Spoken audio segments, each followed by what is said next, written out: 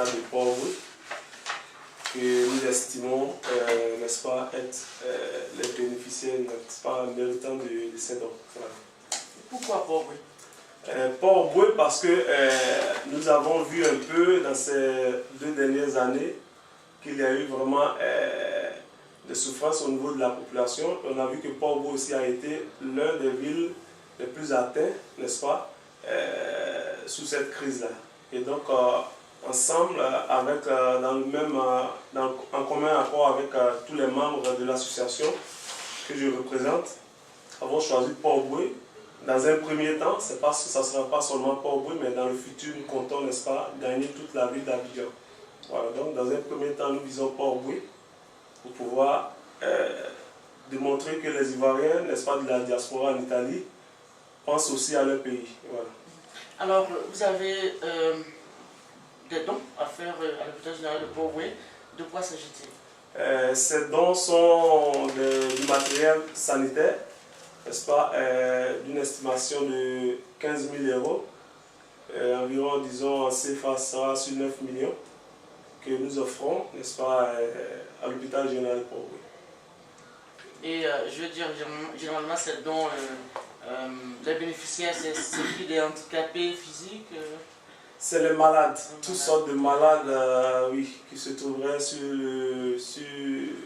dans l'hôpital de Port-au-Prince, tous ceux qui auront besoin d'un soin, en fait. Donc, il y a plusieurs types de dons. Il y a des lits, il y a des chaises roulantes, il y a des béquilles. Et nous avons passé pratiquement tout le monde. Voilà. Alors, en faisant ce don, quel message vous voulez passer aux autres Ivoiriens de la diaspora? Au fait, nous comptons, n'est-ce pas, faire comprendre aux Ivoiriens de la diaspora qu'au fait, au jour d'aujourd'hui, l'Ivoirien n'a plus besoin d'appartenance politique ou encore d'appartenance de conviction politique, mais ils ont besoin d'aide. Parce que notre pays a tant souffert dans ces 2 dernières années, et je pense bien que l'heure n'est plus au discours, mais l'heure de passer à l'acte, de contribuer, n'est-ce pas, au développement du pays, en portant un acte vraiment concret. Voilà, donc c'est dans ce sens-là que nous posons cet acte.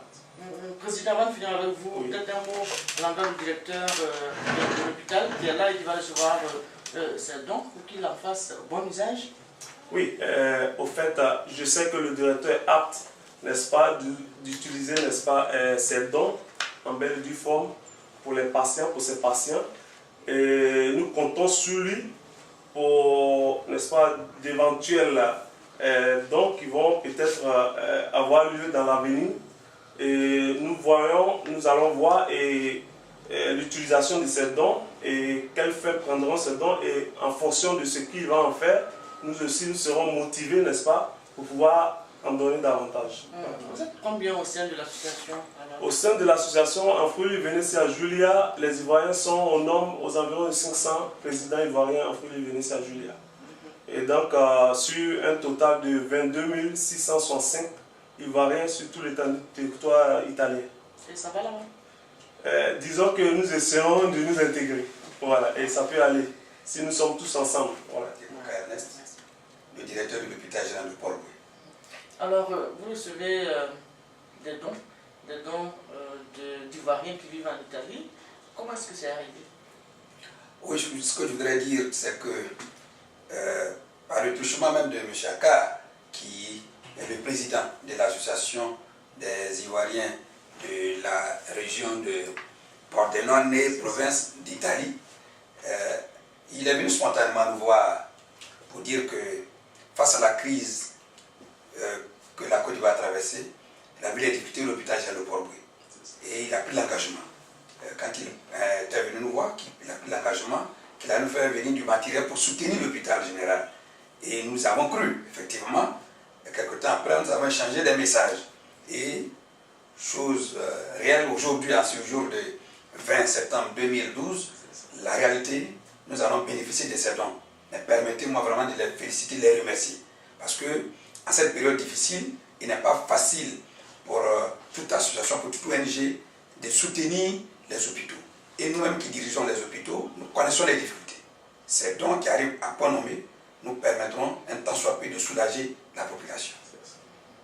peut-être un appel à d'autres Ivoiriens de la diaspora? Oui, ça c'est l'opportunité que vous nous offrez. Je pourrais encore leur dire à d'autres associations, ce n'est pas la seule association qui est en Europe. Toute la diaspora, nous leur demandons de venir nous aider en Côte d'Ivoire. C'est leur pays qui suivent la trace de l'association des Ivoiriens de Port-des-Douanes et province d'Italie. Parce que aujourd'hui, nous comptons sur eux pour venir nous aider. La Côte d'Ivoire est en difficulté. Surtout les établissements sanitaires sont en difficulté.